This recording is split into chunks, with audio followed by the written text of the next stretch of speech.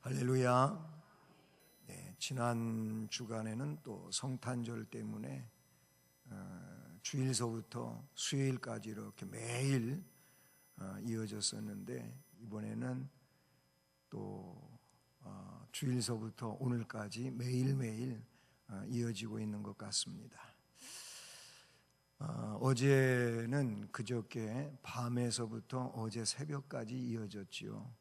그때는 항상 제가 말씀을 드리지만은 1년에 단 한 번만 있는 이틀 동안의 예배입니다. 이틀 동안의 찬양과 예배로 이어지는 날이 해마다 12월 31일 밤 11시 반서부터 또 그 다음 해, 올해로 말하면 2019년도 1월 1일 새벽에 이어지는 아주 굉장히 중요한 시간이었죠. 그렇게 해서 어제는 새벽에, 오늘은 또 이렇게 저녁에 모이면서 4일 동안 계속되어지는 내용이라고 볼 수가 있습니다. 오늘 이 말씀은 죽은 자들이 어떻게 살아나느냐, 어떤 몸으로 올 것이냐 라고 하는 35절 앞부분의 말씀, 그 말씀에 대한 질문의 답으로서 사도 바울이 주시는 말씀입니다. 바울 사도는 사람이 이 땅에서의 생활로 끝나는 존재가 아니다라는 겁니다. 저도 여러분도 이미 과거에 이 땅에 와서 살다가 죽은 자들이든지 지금 있는 자들인지 앞으로 주님 오시는 그날까지 태어나고 죽을 자들이든지 모든 자들은 그 죽음으로 끝나는 것이 아니다, 그런 얘기예요. 이것까지는 우리가 잘 알고 있는 거죠, 그렇죠? 이렇게 죽은 자들이 이거 죽음으로 끝나는 것이 아니고 부활합니다. 두 가지의 부활이죠. 하나는 심판의 부활이고 하나는 생명의 부활이라고 요한복음에 아주 그 내용을 잘 표현해 주고 있어요.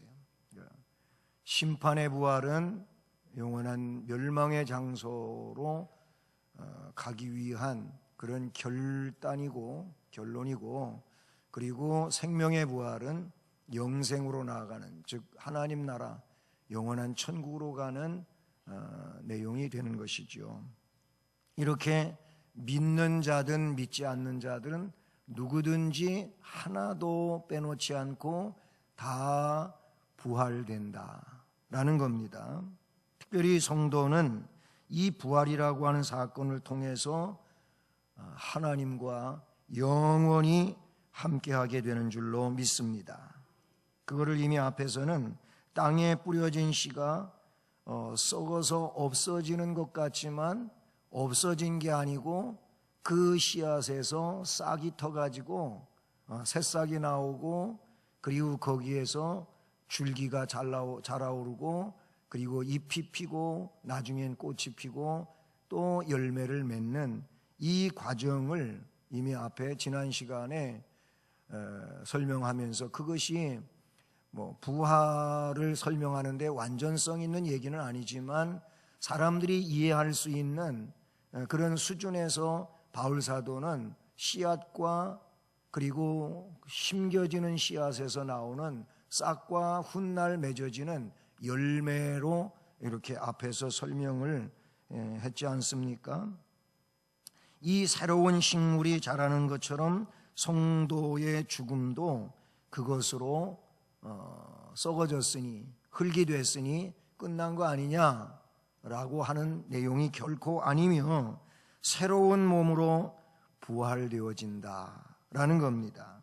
그리고 이 부활한 몸의 상태에 대해서는 그것이 세상의 육체와는 완전히 다른 상태가 되는데, 그때는 썩지 아니한다는 겁니다.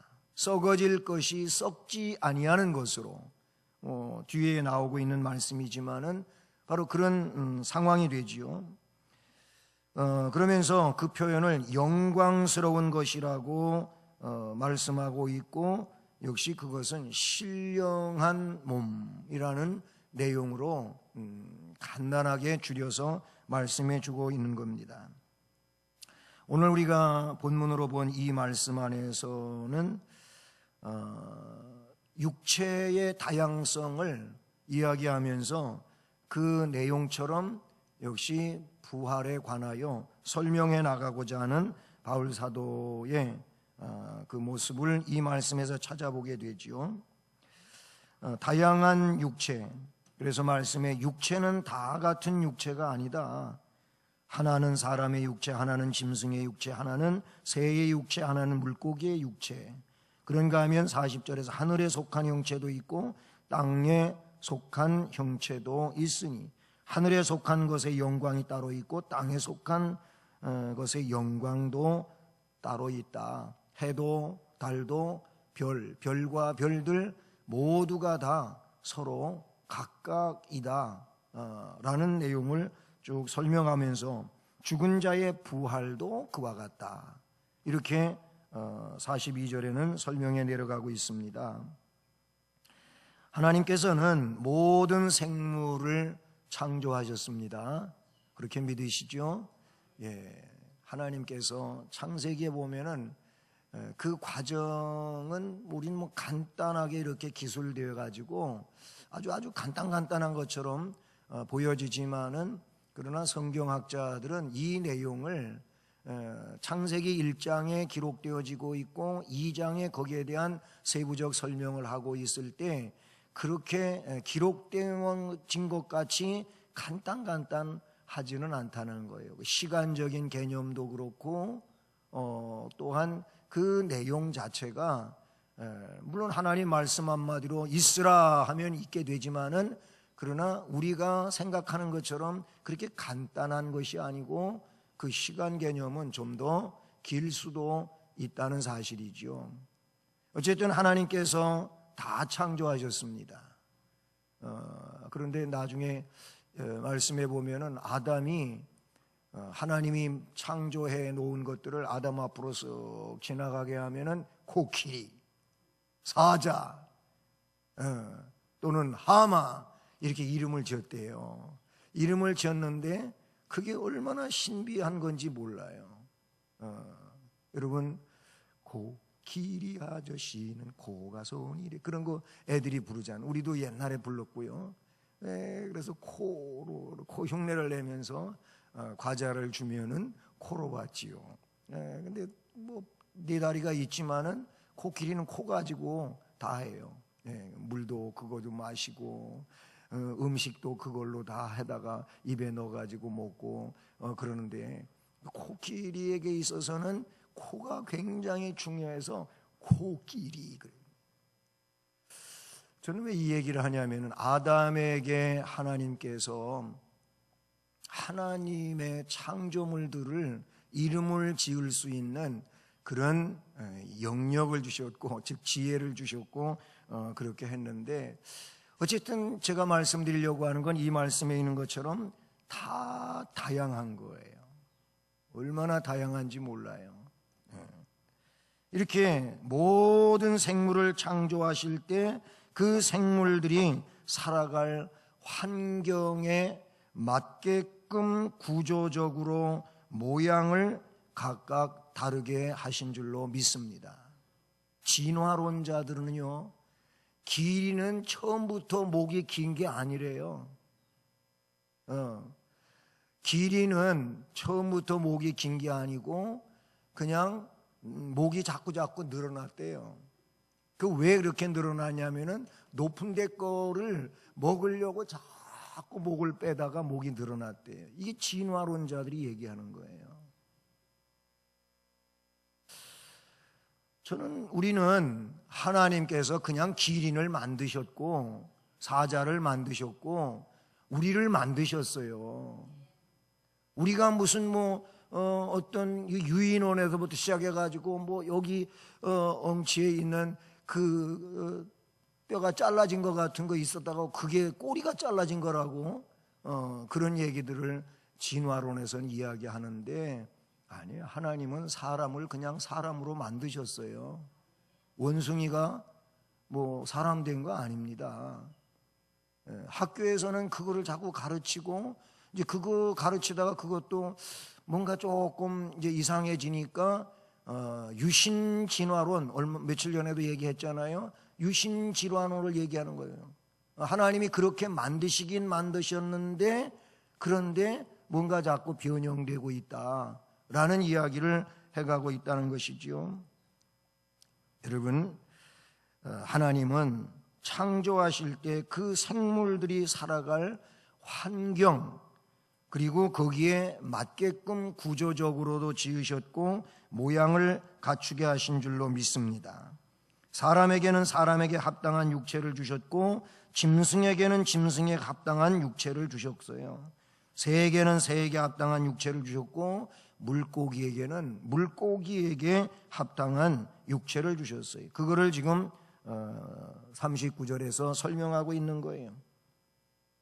사람의 육체, 짐승의 육체, 새의 육체, 물고기의 육체, 서로 이 세상에 살고 있는 동물 혹은 사람 다 각각 다른 그런 육체를 주셨다는 겁니다.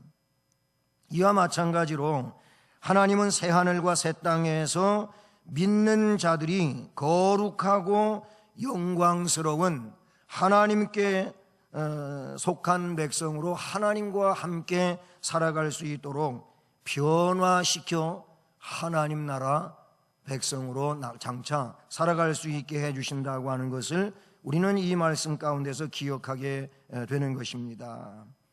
그 내용을 그래서 장차 있을 일에 대해서는 세상에서는 서로 각각 다른 그런 육체 혹은 형체를 가지고 사는데 장차는 다양한 형체와 영광이 있다, 이렇게 말씀하고 있는 거예요. 세상의 육체들이 각기 다른 것처럼 인간들도 하늘에 속한 형체가 있고 땅에 속한 형체가 있다. 우리는 지금 땅에 속한 형체로 땅에서 살고 있지만 그러나 부활 때에는, 죽음 이후에 나타나는 이 부활 때에는 하늘에 속한 형체로 나아간다, 그 얘기예요. 세상에 살 때에는 세상에 살아갈 수 있는 이런 사람의 육체를 가지고 세상을 살아가는 거예요. 하지만 우리도 언젠가는 시간의 때가 돼서 죽음에 이르게 될 것이고, 그렇게 되면은 하늘에 속한 형체로 부활되어지고, 그래서 하늘에서, 하나님 나라에서, 이 새 하늘에서, 새 땅에서 영원히 하나님과 살게 된다는 것이지요. 그 내용을 하늘에 속한 자의 영광이 따로 있고 땅에 속한 자의 영광도 따로 있다고 말합니다. 이것은 현재의 몸과 부활한 몸이 누리게 될 영광에는 차이가 있다고 하는 것을 말씀해 주고 있는 것이죠. 부활한 후 성도의 몸은 완전하게 변화하여 하늘의 영광에 속하게 될 줄로 믿습니다. 바울 사도는 이 고린도 부활장에서뿐만 아니고 그래서 다른 자신의 서신들에서도 보게 되면 그 하나님 나라와 하나님 나라의 백성의 그 영광스러움을 이야기하게 될 때 땅 위에서 누리는 영광은 그 하나님 나라의 것과 좋게 비교할 수 없는 것임을 말씀해 주고 있는 내용들을 우리가 볼 수 있는 것이지요. 그래서 찬송가에도 영광일세 영광일세 내가 누릴 영광일세 할렐루야. 그날의 주 얼굴 배옵는 것 무한한 영광이 될 줄로 믿습니다. 네? 이 땅 위에서 누리는 것 가지고 이건 비교가 안 되는 거예요. 어떤 의미에서 보면은 세상에서 불신앙적이고 믿음 없는 사람들이 자신의 어떤 학위의 관계에서 아니면 재력의 관계에서 아니면 세상의 입지의 관계에서 그것이 영광이라고 생각하고 그것이 대단한 위상이라고 생각하지만 오히려 누가복음에 있는 것처럼 그것은 전락하는 내용이 될 것이고, 이 땅 위에서는 보잘것없는 그런 상황이라 할지라도 그 안에 예수 생명이 있었다면 하나님의 나라에서는 그는 아브라함의 품에 안기는 고요한 자요, 은혜로운 자요, 평안한 자요, 놀라운 복된 심령이 될 줄로 믿습니다. 이런 얘기하면 막 그냥 소름이 돋는데 말이에요. 여러분 안 그러십니까?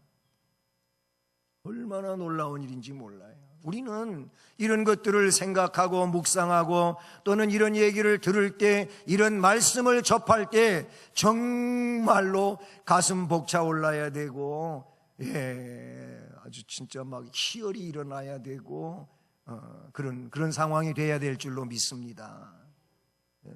천국을 얘기해도 감각도 없고, 죄송해요, 뭐 죽어봐야 알지. 그런다면은 이거 진짜 곤란한 겁니다. 이 믿는 게 아니잖아요.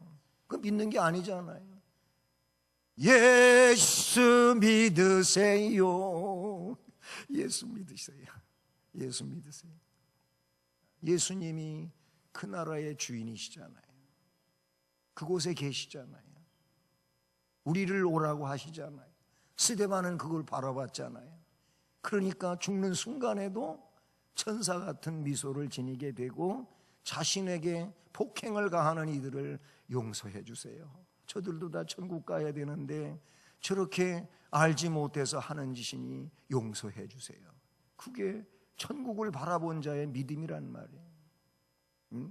천국을 본 자가, 천국을 믿는 자가 이 땅의 것 가지고 여기에서 그걸 못 풀고 그냥 아웅다웅 하면서 그냥 이 속이 얽히고 설킨 가운데 살면 안 되잖아요. 우리는 천국을 본 자로 이 땅 위에서 믿음으로 살아야 될 줄로 믿습니다. 이게 영광이에요. 이게 영광. 이게 어떻게 말하고 있는 거예요? 그래서 40절에 하늘에 속한 형체, 우리는 하늘에 속한 형체를 아직은 입지는 못했지만 그에 대한 믿음을 갖고 있는 자 아닙니까? 하늘에 속한 형체로 변형될 자인데 거기에 대한 믿음을 갖고 있어요. 땅에 속한 형체도 있으나 하늘에 속한 것의 영광이 따로 있고 땅에 속한 것의 영광이 따로 있으니, 이를테면 하늘에 떠 있는 저 창공에 까마득하게 멀리 있는 것인데 그 별들이 보여지고 달빛이 보여지고 햇빛이 보여지잖아요. 그 해의 영광이 다르고 달의 영광이 다르며 별의 영광도 다른데 별과 별들의 영광이 다르도다. 그러니까 서로 이거는 다르다고 하는 것을 말하고 있는 거예요. 별, 해, 달, 별 이걸 얘기하면서 거기서 어떤 특별한 것을 가지고 그 내용들을 부각시키려고 하는 것이 아니고 지금 부활의 영광을 설명하기 위해서 그런 것들을 전부 도입하고 있는 내용이지, 성경을 읽다가 해의 영광이 이거 해 그럼 뭘 얘기하는 거예요? 하면서 이상하게 또 성경을 해석해 가면 안 되잖아요. 지금 여기서 핵심은 부활의 영광이에요. 부활의 영광을 말씀하는데 우리가 다 보면 그렇잖아요. 해하고 달하고 다르잖아요. 그렇죠? 해신, 달신 그래가지고 거기에 대한 또 어떤 신화를 끌어와가지고 어떻게 해서 해가 생겼대, 달이 생겼대 해가면서 이상한 신화들이 있잖아요. 그런 거 얘기하면 안 되는 거잖아요. 그게 아니고 바로 뭐라고 이어집니까? 42절 읽어봅시다. 시작.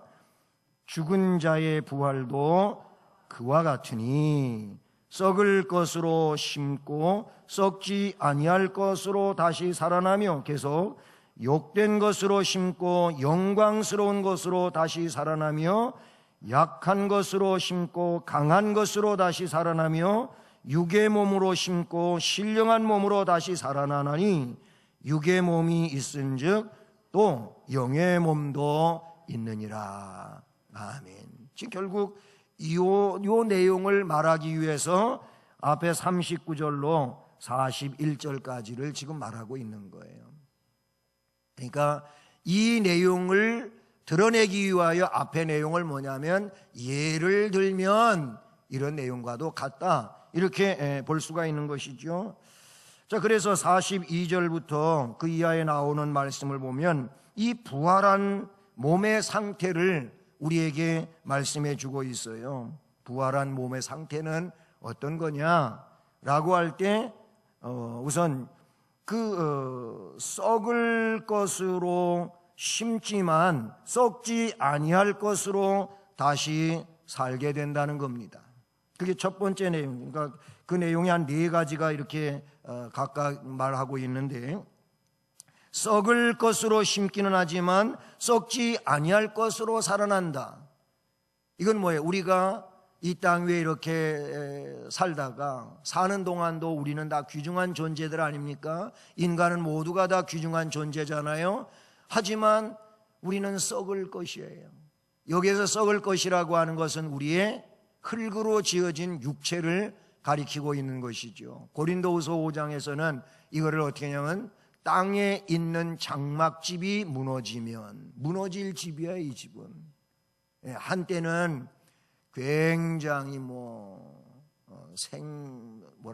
생명력 있는 것 같고, 사람들이 제일 꽃다운 때를 이팔 청춘이라 그러는데, 그럴 때는 너무 예쁘고 멋지고 아름답고 그러지 않습니까? 그래요. 그리고 막 그냥 대단한 힘도 과시하고 아주 미적인 것도 뽐내고 난리를 치지만은, 그러나 어쩔 수가 없어요. 인생 계급장 달아야 되고, 계급장이 뭐냐면 주름이에요, 주름. 그리고 면류관을 써야 되는데 그게 뭐냐면 흰머리요. 면류관을 써야 돼. 다 성경에 나오는 거예요. 잠언에 보니까 백발은 면류관, 영화의 면류관이라고 그렇게 나오고 있어요. 다 그렇게 되는 거예요. 그러면서 인생이 황혼에 이르고 그렇게 가는 거예요. 이게 슬픈 게 아니고 하나님 앞에 가는 과정이란 말이죠. 근데 그렇게 해서 하나님께서 흙으로 지은 이 몸, 그냥 단순하게 흙으로 짓고 사람이 되게 하시지 않았잖아요. 흙으로 빚은 것보다도 더 중요한 게 뭐냐면 그 코에다가 숨을 불어넣은 거예요. 하나님이 호흡할 수 있도록 생명을 불어넣은 거예요. 그리고 그 생기와 더불어서 호흡하는 존재로서 영적인 존재가, 하나님께서 영을 우리 속에 집어넣었다고 하는 거죠. 그게 뭐예요? 이 죽음이라고 하는 것이, 썩어질 것으로 심는다고 하는 것은 우리 육체가 다시 흙으로 돌아가는 과정을 말하지만, 우리 속에 있던 하나님의 영은, 하나님 우리에게 주신 이 영은 어떻게 하나님께로 간다고 되어 있어요. 그건 전도서에도 나오고 바로 신약에 여러 군데 기록되어지고 있지 않습니까? 이렇게 사람은 흙으로 지음을 받았기 때문에 죽으면 그 육체가 다시 흙으로 돌아가서 썩게 된다고 하는 것이 창세기 3장 19절에 이미 말씀해 주신 거예요. 그러나 이 썩은 몸들은 예수님의 재림 때에 그 영과 다시 결합된다고 하는 사실을 말씀드렸지요. 그거는 이미 앞으로 있을 51절과 52절에도 나와요. 네. 그 51절 중반 이하에 보면은 마지막 나팔의 순식간에 호련히 다 변화되리니 나팔 소리가 나매 죽은 자들이 썩지 아니할 것으로 다시 살아나고, 53절에 이 썩을 것이 반드시 썩지 아니할 것으로 입겠고, 썩을 것이 썩지 아니할 것으로 다시 입는다는 거예요. 죽을 것이 죽지 아니함을 입으리로다. 아멘. 그렇게 말씀하고 있는 걸 우리가 봐요. 그렇습니다. 씨를 뿌려서 그것이 썩은 후에 다시 살아있는 새로운 식물로 태어나서 결국은 나중에 더 많은 씨앗 하나에서 어떤 거는 100개가 넘는 뭐예요? 벼씨 하나에서 나중에 어떻게 돼요? 많은 가지를 치고 벼 이삭 하나에서 또 얼마나 많은 열매가 맺지. 이게 뭐를 말하는 거예요? 더 놀라운 생명의 역사와 그 변화에 대한 것들을 이야기하는데, 우리의 부활은 그런 생명의 부활이고 또 하나님의 놀라운 복이 되는 줄로 믿습니다. 우리 몸은 언제나 부패할 성향을 가지고 있어요. 살아있는 동안에도 질병으로 약해지고, 그리고 여러 가지 기근 현상 속에서 사람이 그렇게 약해지고 뭐 등등 많은 현상들 속에서 그래요. 그러다가 끝내는 완전히 죽음에 이르러서 이 썩어질 것들은 해체되어지고 우리 가지고 있던 몸, 살이라든지 뼈라든지 모든 것은 형체조차도 시간이 지나감에 따라서 다 없어지고 아무것도 안 보이는 이런 상황이 된단 말이죠.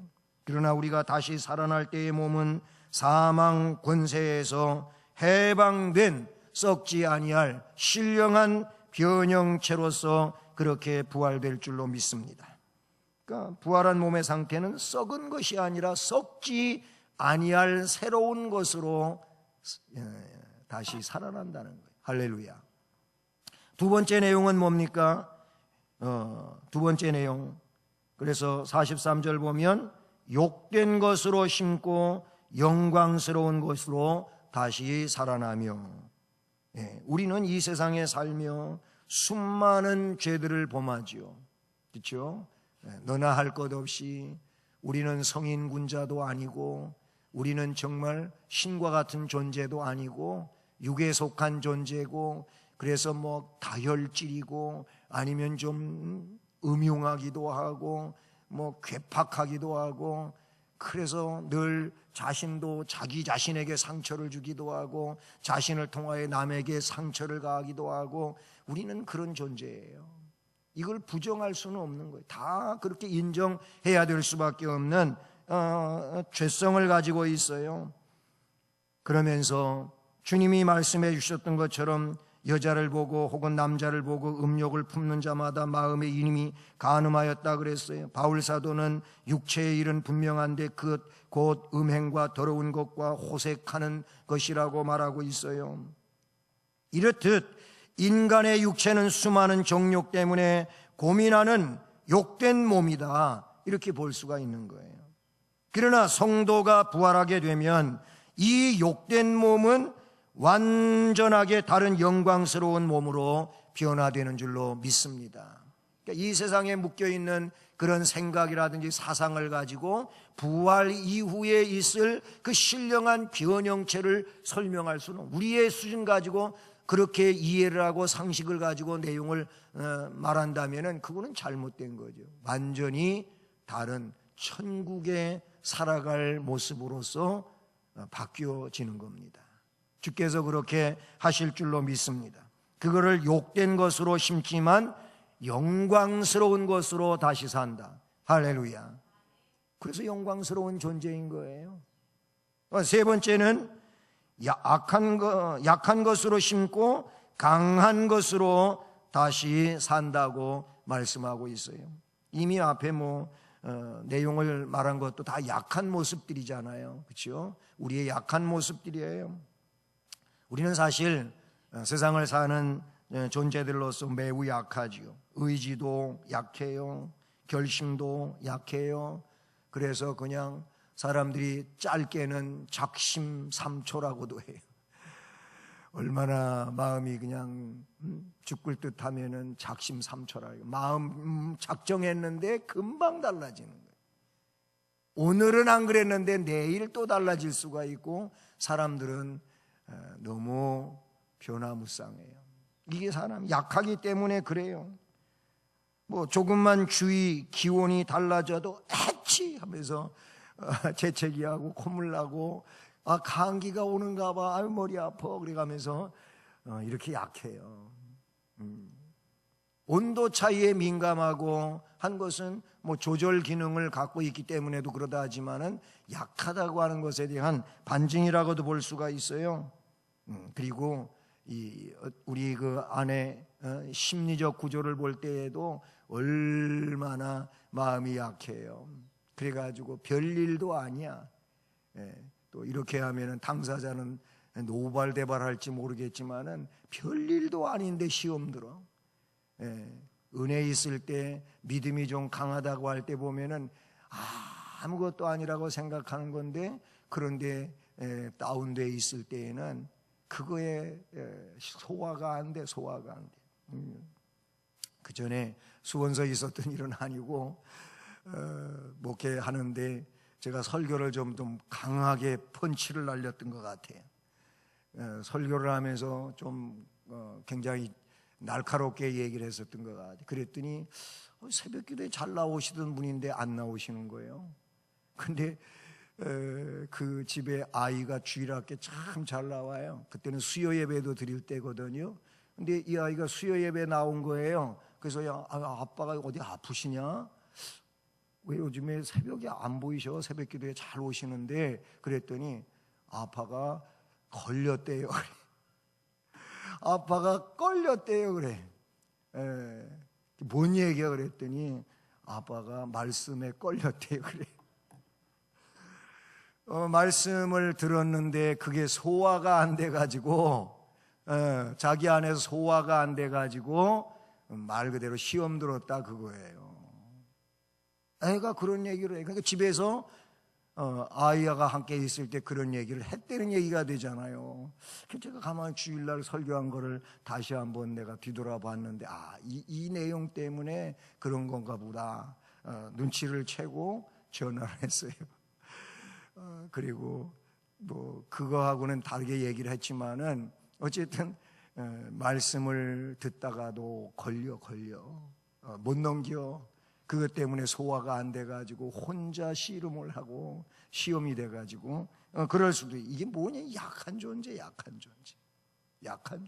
성경에도 나오잖아요. 너희가 아직도 단단한 식물을 못 먹는 그런 사람이더냐? 예? 언제까지 젖만 먹고 살겠느냐? 좀 밥 좀 먹고 갈비탕도 먹고. 갈비탕 괜히 저녁도 안 잡수고 오셨는데. 여러분, 우리가 영적으로 단단한 음식도 먹고 소화를 시킬 수 있는 그런 은혜자가 되어야 할 줄로 믿습니다. 어쨌든 약한 것으로 심지만은 강한 것으로 산, 나중에 천국 백성은, 하늘 백성은 지금 우리와 같은 그런 모습들이 아닌 거예요. 그때는 뭐 가지고도 시험 들 일도 없고 그런 내용도 없고 그냥 다 은혜요. 은혜고 기쁨이고 즐거움이고 또 웃음이고, 하나님 나라에서는 그와 같을 줄로 믿습니다. 다시 말하면 우리 부활 때는 우리는 강한 상태일 줄로 믿습니다.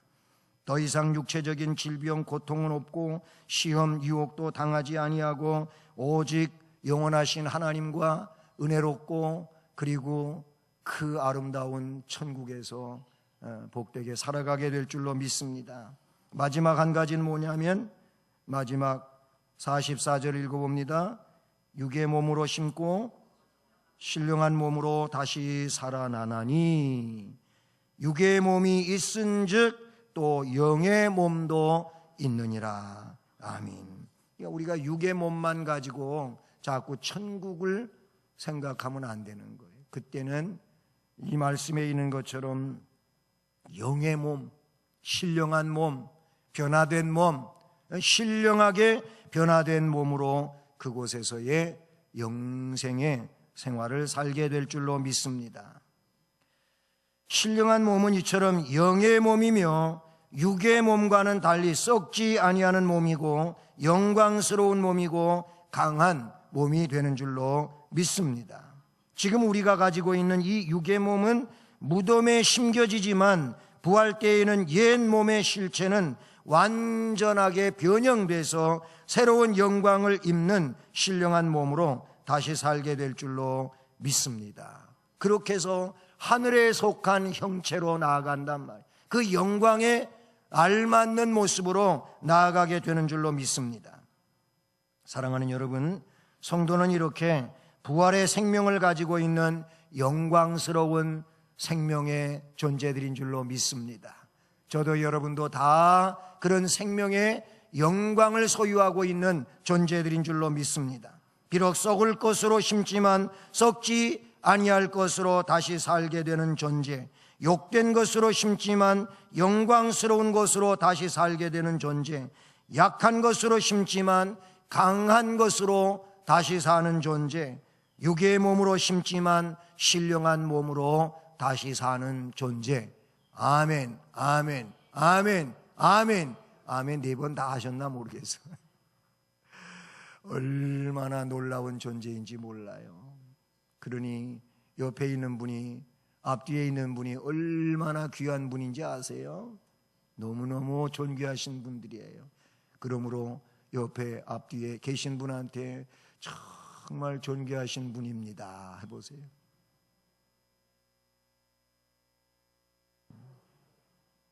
자기 자신만 존귀한 것처럼 생각하고 옆에 분한테 정말 존귀하신 분이라 그렇게 말하려니까 괜히 좀 손해나는 것 같아요. 다 그런 거예요. 우리는 그런 존재들이에요. 하늘에 속한 형체를 가지고 있는 존재들인 줄로 믿습니다. 이게 부활이에요. 이게 부활. 이게 부활이라는 말이죠. 기도하시겠습니다. 사랑의 하나님 아버지, 감사를 드립니다.